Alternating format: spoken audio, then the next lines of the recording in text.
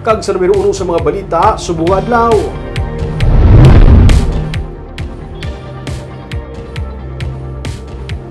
PNP nagapandam sa publiko batok sa modus operandi sa isa ka grupo sa pangayaw nga kawatan nga ari sa Bacolod. Sama sa ila nagkadakpan nakipasakaan sa kaso pero may mga kaupdanan pagit sila nga yari lang gihapon sa Bacolod nga wala nagkadakpan.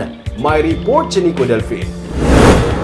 Pila lamang ini sa mga ID nga ginpeke sang siyam tanan ka mga pangayaw nga kawatan nga nadakpan sang Police Station 1 sang Domingo. Suno kay Police Major Ramel Sarona, Commander sang Police Station 1, modos sa mga kawatan nga taga Tondo, Manila nga manguha sang cellphone, kwarta kag credit card sa mga bumalakal sa mga mall kag iban pa nga lugar nga masamay ginadugok sang tawo. Sila sa mga tindahan nga baligyaanan nga medyo gutok-gutok. Ilan taon nila nga majorities nga sulod ra may kabakal may items ka sila makuha nga medyo mahal. Nagpamalibad nga magatubang sa kamera ang mga suspect. Anom sa ila mga babae kag duha diri katapo sing LGBTQ.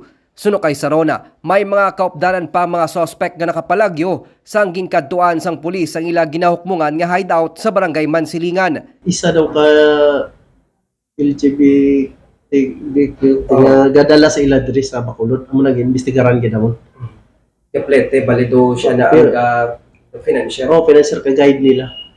Gani nagpaandam ang PNP sa publiko batok sa ilang modus, ilabi na nga wala pa madakpan na ginatudlo mastermind nga nagdala sa mga suspect sa Bacolod para mang biktima sa Mascara Festival. Amo na kung makadto sila sa mga shopping centers, siguraduhon gid nila nga nakalak ila bag kag aragid sa tubang sa ila. Kag kung may gabunggo-bunggo sa ila or gatupad-tupad sa ila, mag-alert na sila, magduda na sila.